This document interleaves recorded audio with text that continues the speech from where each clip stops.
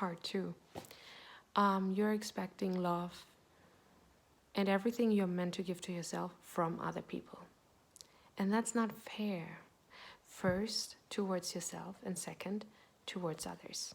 Because it's not their job. And because you are not, you're not seeing yourself. And that's not fair towards yourself. What happens when we start setting boundaries is that people won't like it, especially those who don't honor who you are, especially those who took advantage of you, especially those who believe they have access and unlimited time and access to your space and energy and time and help. So what will happen? First, you will feel guilty for quite a while because you never said no before. You never set a boundary before. You never said, you know what, I cannot take this on any longer. And you will feel guilty.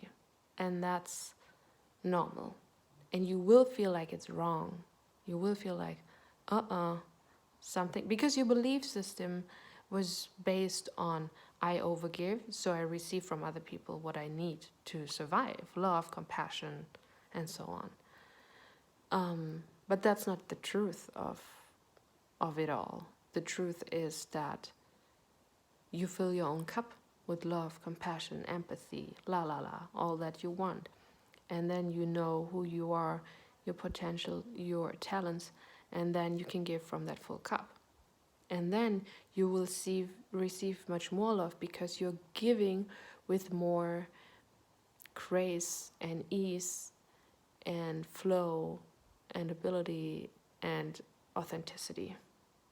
And when you serve people, and the best example is working in hospitality. Every time my energy was shitty, like when I would work and I didn't want to, and I was not as friendly as I could have been, my tip wasn't great. If my energy, and if my energy was great, like I was giving, I was of service, I love serving people, I love serving your food, I hope you have a great day, I have some have some jokes with the guys or the girls, and laugh about stuff and be of service, and it feels good, authentic, rich, and I'm not stressed. I'm in pure bliss because I can be of service to others. That's when my tips usually were better. But in the end of the day, I didn't care because I had a blast serving others. That's the secret. Serving others and having fun with it, not serving others and feeling miserable and feeling like you deserve more and you want more, and you want more praise and you want more love and you want more validation. That's not how it usually works. But if you come from a place, if you learn to come from a place of authenticity and love to service and to be of service to others, that is when you will feel like because you're not you come from a full place, so you're not expecting back. The moment you're not expecting anything back in return, you win. The moment you're not expecting tip, the moment you're not expecting praise, the moment you're expecting, because hello, you are there because you chose to be there. Why are you here being miserable? You always have people in service who are miserable creatures. Look for another job, not with people. Not because that's the wrong job for you. And usually those people working in the kitchen think they are slaves. They are not. Well, in some cases they are. But when somebody is really, really dependent on a job, I get it. But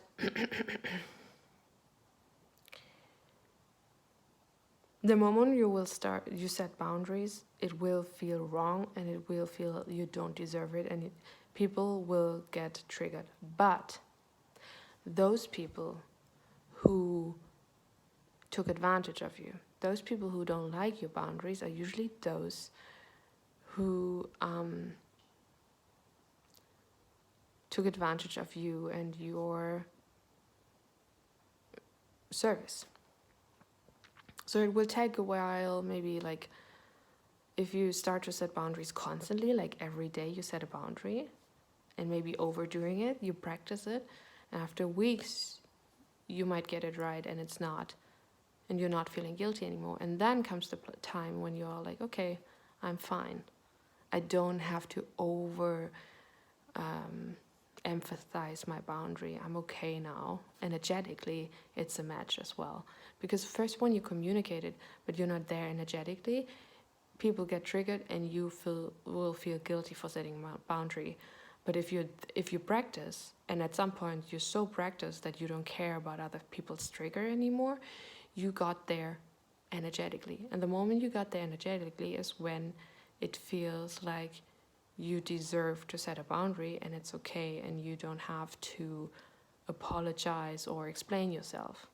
Because what happens is people get triggered because you're not their slave anymore, or they were taking advantage of you. They get triggered and they will get kind of nasty, and you will feel like you have to explain yourself. You don't have to explain yourself for a boundary.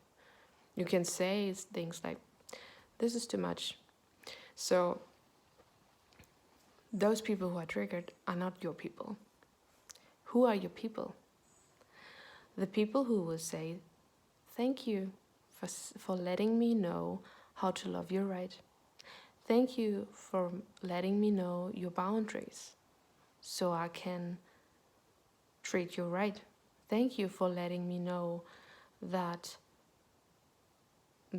you can't go any further. Thank you for letting me know that you're tired and trained and exhausted. Thank you for being authentic with me, because I honor you and I want you to be yourself around me because I love you. Thank you for that boundary, because it gives me permission to set boundaries as well. You work as an example when you start to set boundaries. People won't like it. Those are not your people. Those are the people who you teach a lesson. And those other people are the people who are loving you and honoring you enough to let you have that boundary. So you have a date with your best friend or your friend, and she's calling you or he's calling you and says, sorry dude, I was really looking forward to our date, but I'm not feeling great. I'm feeling sick, I have a headache, or I cried all day. My old self, my childish or inner childlike self, would be disappointed, sad, and annoyed that this person would bail. My other self, my advanced self, my mature self, my grown-up self, myself that lost the other person, says, I was looking forward to that date, but I completely understand that you need time for yourself. You can always reach out to talk to me if there's an issue you want to talk about. But I honor your boundary because I love you and I want you to feel good, and I want you to be authentic around me. Thank you for setting that boundary so I know how to love you, so I know how to honor you, so I know what you need. Thank you for speaking up. Thank you for allowing me to set boundaries too.